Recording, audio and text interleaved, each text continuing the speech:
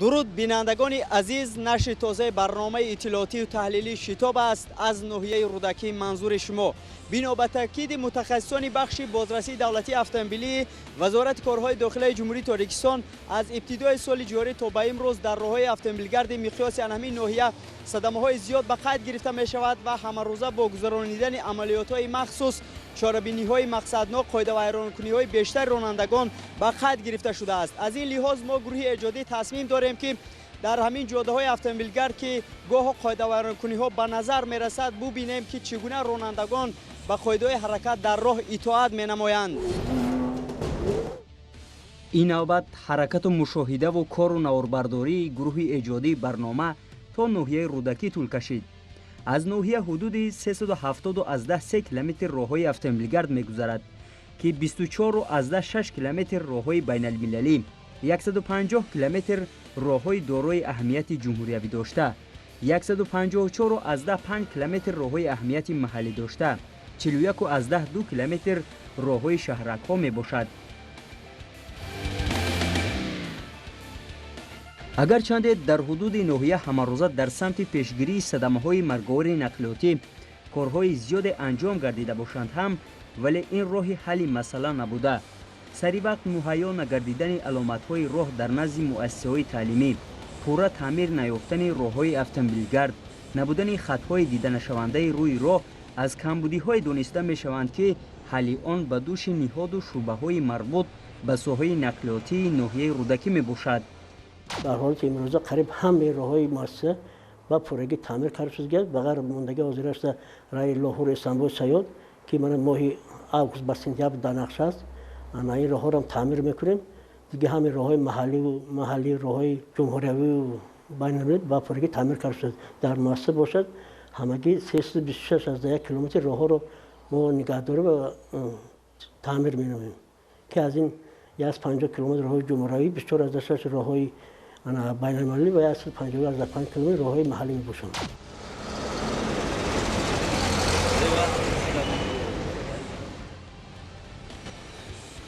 در برابر تعمیر گردیدن شاهراه دوشنبه و دیگر شهر و نواحی کشور، مسئله‌ای که چند سال اخیر محض در حدود راه‌های اتومبیلگرد ناحیه رودکی باقی مانده است، این با سرعت بلند حرکت کردن رانندگان وسطای نقلیات میباشد که در نتیجه رخ دادن صدمه‌های نقلیاتی سال تا سال افزون میگردد. طبق طلبات قاعده حرکت در راه‌های اتومبیلگرد جمهوری تاجیکستان، رانندگان باید از 60 کیلومتر ساعت سرعت را بلند نبردارند، اما تا 140-160 کیلومتر ساعت سرعت حرکت را بلند میکنند و در حالت فوری یکباره نگاه داشتن واسطه نقلیات رانندگان عاجز میمانند که در این حالت صدمه‌های ناخوش نقلیاتی بیشتر رخ میدهند.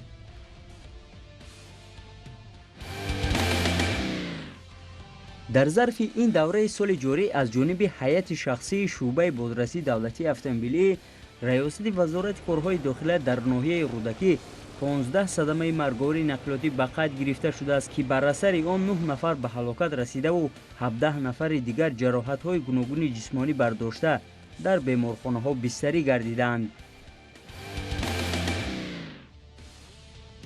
ضمن حرکت و مشاهده و نوربرداری از داخل این اتوماشین خدمتی که تنها چند فرصت مناسب در دست داشتیم، حالت‌های به نظر می رسیدند که رانندگان وسطای نقلیات در راه اساسی مرکز ناحیه با عادی‌ترین قاعده‌های بخطر حرکت در راه رعایت نمی‌نمودند. نظارت و تنظیم و اداره از بالای وسطای نقلیات در نزد مرکزهای سودا، خدمت رسانی و اداره و مؤسسه‌های تعلیمی در این ناحیه از جانب ناظران راه به طور باید و شاید بر راه مانده نشده است. ساعت 9:50 شاهراه مرکزی ناحیه رودکی چون می‌بینیم که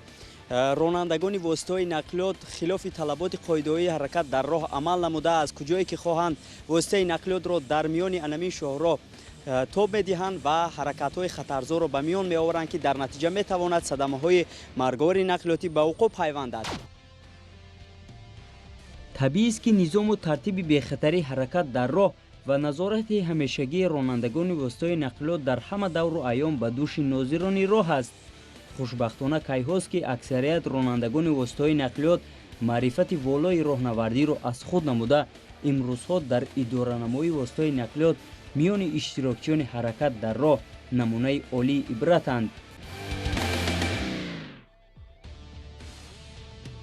гузоштани воситаҳои нақлиёти шахсӣ дар ду шафати роҳи асосии маркази ноҳия мавзӯи дигар асту рафъи он ба дӯши нозирони бозрасии давлатии автомобилии ноҳияи рӯдакӣ. зимни гашту гузорнамоӣ ба мушоҳида мерасид, ки барои таъмини бехатари ҳаракат дар роҳ ва бе ҳеҷ мушкилӣ гузоштани ронандагони ин воситаҳои нақлиёт дар паҳлӯи ин роҳи асосӣ таваққуфгоҳ вуҷуд доштааст. вале ба ибораи ронандагони воситаҳои нақлиёти мусофиркашонии ин ноҳия на ҳар як ронанда имкони истифодабарӣ аз ин таваққуфгоҳро доштааст, зеро ҷиҳати ворид шудан ба ин таваққуфгоҳ аз соҳибони воситаҳои нақлиёт ду сомонӣ талаб менамуданд. агарчанде масъулини ниҳоди бозрасии давлатии автомобилӣ раёсати вазорати корҳои дохила дар ноҳияи рӯдакӣ аз ҳамкориву суҳбат ва гузаронидани чорабинии мақсаднок бо гурӯҳи эҷодии барнома худдорӣ намуданд, вале аён гардид, ки шумораи рухдиҳии садамаҳои марговар ва теъдоди маргу мир, ҷароҳат ва ҳам қоидавайронкунӣ дар ноҳия нисбат ба ҳамин давраи соли 2017 рӯ ба афзоиш аст. масъулини соҳа сабабу шароит ва омилҳои рух додани садамаҳои марговарро дар ҳамин давраи соли ҷорӣ ба он нисбат медиҳанд, ки ҳудуду масоҳат ва қитъаву роҳҳои ҳудуди ноҳия хеле зиёд аст ва нозирон имкони якбора назорат намуданро надоранд. ин ҳам дар ҳолест, ки ноҳияи рӯдакӣ дар кишвар калонтарин минтақа ҳисоб ёфта, дар ин ҷо зичии аҳолӣ ва ҳаракати сершиддати воситаҳои нақлиёт бештар аст.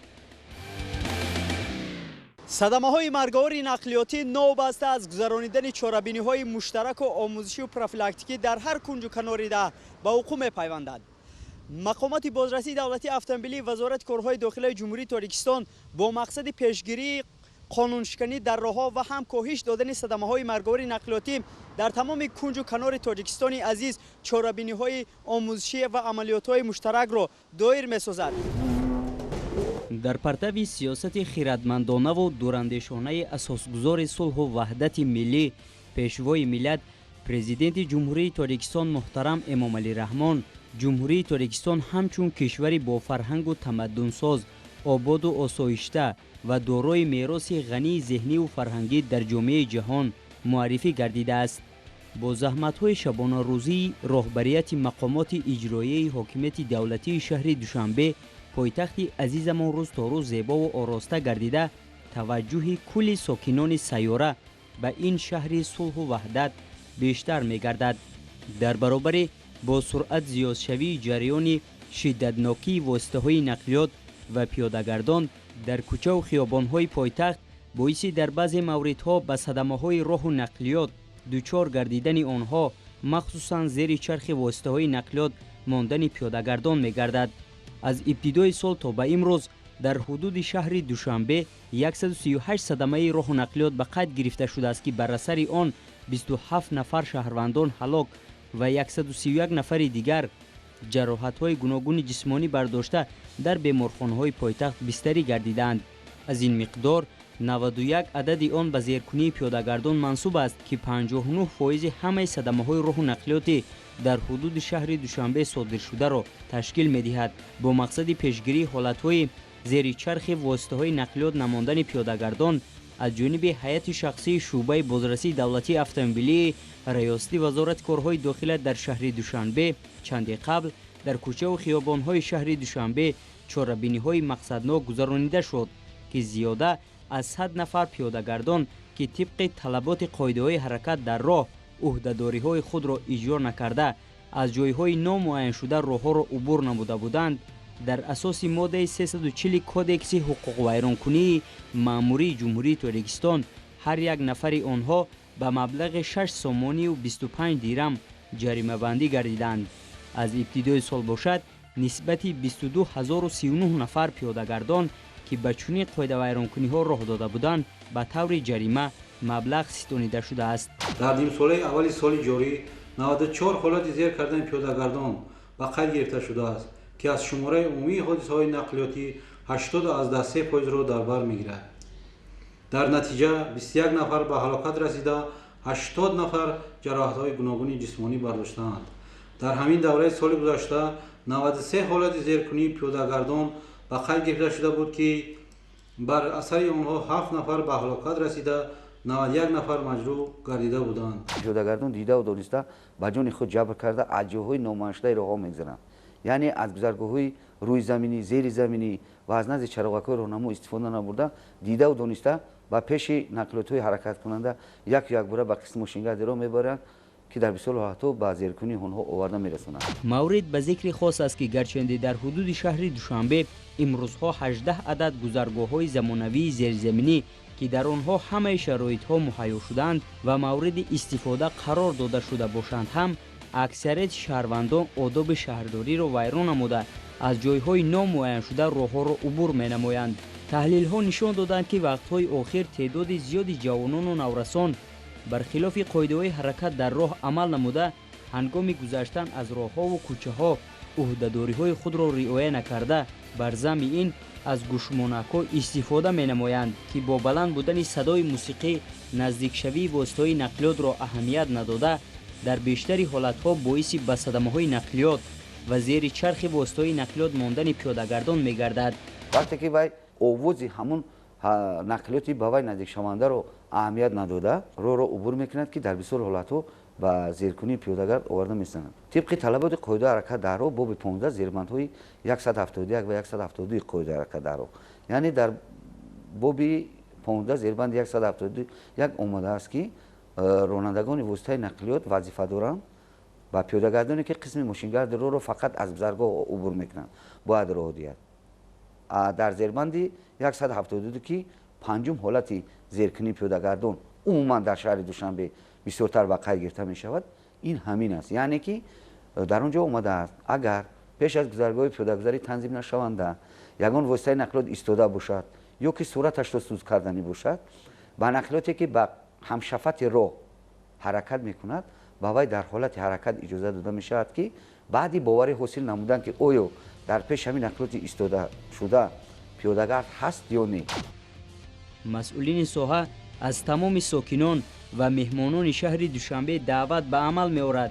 تا که هنگام گذشتن از راه‌ها با احتیاط باشند، قاعده‌های حرکت در راه‌ها را رعایت نمایند، جان خود و دیگران را زیر خطر نگذارند، زیرا آنها را در خانه والدان و نزدیکانشان انتظارند. از اول سال تا به امروز در حدود شهر دوشنبه 142 صدمه راه نقلیاتی به قید گرفته شده است که بر اثر آن 25 نفر شهروندان به هلاکت رسیده، 134 نفر دیگر جراحت‌های گوناگون جسمانی و سلامتی برداشته شده در بیمارخانه‌های پایتخت بستری گشتند. با اشتراک کودکان و نابالغان سنی تا مکتبی 38 صدمه راه نقلیاتی به قید گرفته شده، در نتیجه 6 نفر نابالغان به هلاکت رسیده، 33 نفر جراحت‌های گوناگون جسمانی و سلامتی برداشته در بیمارخانه‌های پایتخت بستری گشتند.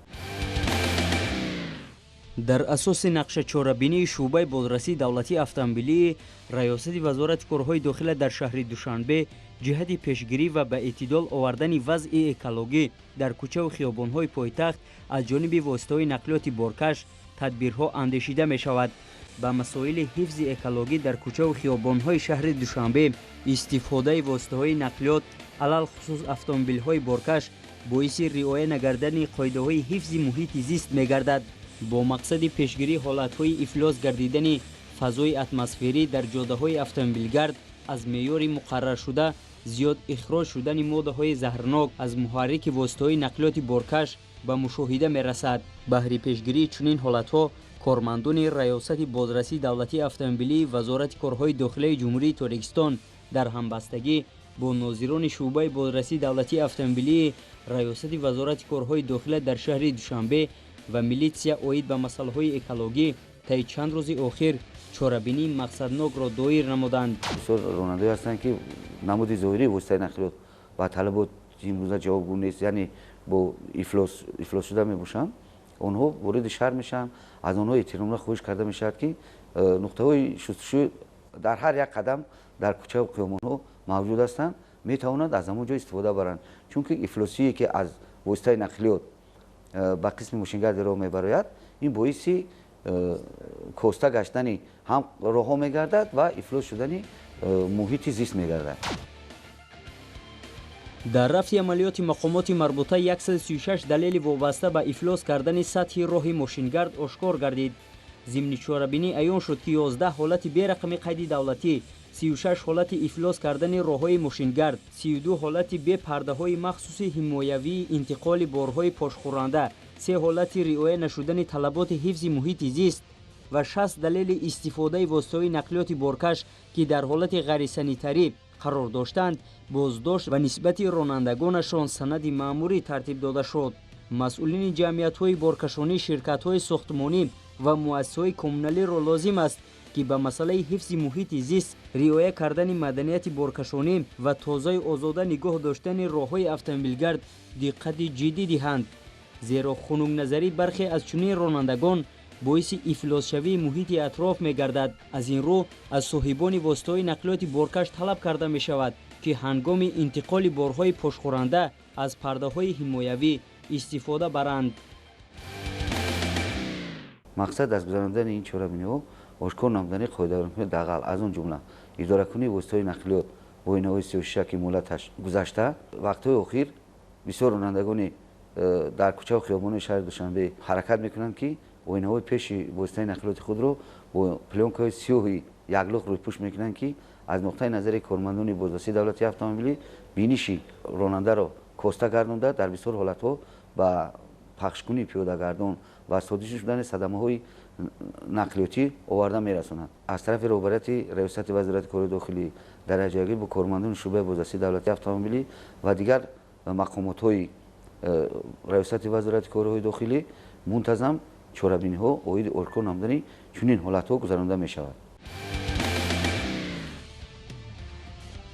дар доираи дастгириву таваҷҷӯҳи мақомоти иҷроияи ҳокимияти давлатии шаҳри Душанбе дар пойтахт марказҳои гуногуни хизматрасонӣ мавриди истифода қарор гирифт ва бояд воситаҳои нақлиёт дар ҷойҳои махсуси муқарраршуда шуста шаванд. баъди бунёду навсозии роҳҳои кӯчаву хиёбонҳо ҳамагон аз хизматрасонии сатҳи баланди роҳдорӣ баҳравар шуданд. дар ин баробар барои пайваста дар ҳолати хуб нигоҳ доштани роҳҳо дар доираи нақшачорабиниҳо тадбирҳои зарурӣ андешида мешавад бо мақсади ошкор ва пешгирӣ намудани ҳолатҳои дар роҳҳои автомобилгард ва ҷойҳои номуайяншуда машғул шудани шаҳрвандон ба шустушӯй ки ин ҳолатҳо ба ифлосшавӣ ва вайроншавӣ бар маҳалли роҳҳои мошингард оварда мерасонад, чанде қабл бо ҷалби қувваи воситаҳои шӯъбаи бозрасии давлатии автомобилии раёсати вазорати корҳои дохилия дар шаҳри Душанбе чорабинии мақсаднок гузаронида шуда 6 далели дар роҳҳои мошингард машғул шудани шаҳрвандон ба мошиншӯӣ ошкор карда шуд.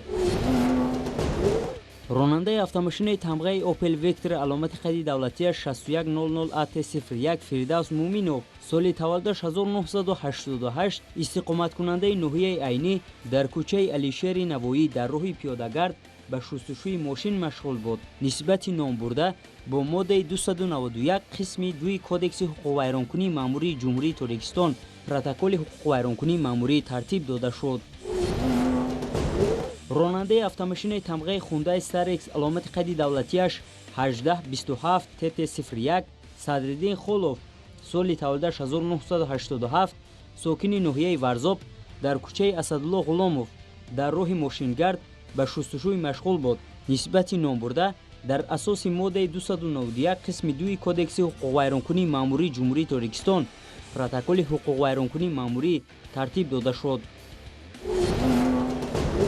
ҳамзамон ронандаи автомошинаи тамғаи Volkswagen аломати қайди давлатияш 5377 NA01 Таушаров Санҷар Рустамович соли таваллудаш 1990 истиқоматкунандаи шаҳри Душанбе дар кӯчаи Шаропов дар қисми мошингарди роҳ ба шустушӯи ғайриқонунӣ машғул буд. нисбати номбурда дар асоси моддаи 291 қисми 2 кодекси ҳуқуқвайронкунии маъмурии ҷумҳурии Тоҷикистон протоколи ҳуқуқвайронкунии маъмурӣ тартиб дода шуд. ронандаи автомошинаи тамғаи Opel Astra аломати қайди давлатияш 5096 VS01 Набиҷон Маҳмадалиев соли таваллудаш 1952 истиқоматкунандаи шаҳри Душанбе кӯчаи Зарафшон 1 дар кӯчаи Саъдии Шерозӣ дар роҳи мошингард ба мошиншӯӣ машғул буд. нисбати номбурда бо моддаи 291 қисми 2 кодекси ҳуқуқвайронкунии маъмурии ҷумҳурии Тоҷикистон маводи маъмурӣ тартиб дода шуд. ронандаи автомошини тамғаи Mitsubishi аломати қайди давлатияш 8884 SN01 дар кӯчаи Пушкин шустушӯи автомошинеро ба шаҳрванд Файзов Аҳлиддин Сафарович соли таваллудаш 1980 истиқоматкунандаи шаҳри Душанбе вогузор намудааст, ки дар роҳи автомобилгард ба шустушӯи мошин машғул буд. Нисбати ронанда бо моддаи 291 қисми 2 Кодекси ҳуқуқвайронкунии маъмурии Ҷумҳурии Тоҷикистон маводи ҳуқуқвайронкунии маъмурӣ тартиб дода шуда, шаҳрванд Файзов Аҳлиддин ба шуъбаи Вазорати корҳои дохилаи 2 ноҳияи Сино дастрас карда шуд. ронандаи автомошинаи тамғаи Opel Astra аломати қайди давлатияш 7199 VS01 Нарзулло Раҷабов соли таваллудаш 1973 истиқоматкунандаи ноҳияи Рӯдакӣ ҷамоати деҳоти Чортепа дар кӯчаи Асадулло Ғуломов дар роҳи автомобилгард шустушӯи автомошинаро ба шаҳрванд Раҳимов Алишер соли таваллудаш 1999 истиқоматкунандаи шаҳри Душанбе вогузоштааст. Нисбати ронанда Асадулло Раҷабов дар асоси моддаи 291 қисми 2 Кодекси ҳуқуқвайронкунии маъмурии Ҷумҳурии Тоҷикистон протоколи ҳуқуқвайронкунии маъмурӣ тартиб дода шуда, шаҳрванд Раҳимов Алишер ба шуъбаи Вазорати корҳои дохила 2 дар ноҳияи Сино даъват карда шуд. Корҳо дар ин самт идома дошта зери назорати қатъии масъулини бозрасии давлатии автомобилии раёсати Вазорати корҳои дохила дар шаҳри Душанбе қарор дорад.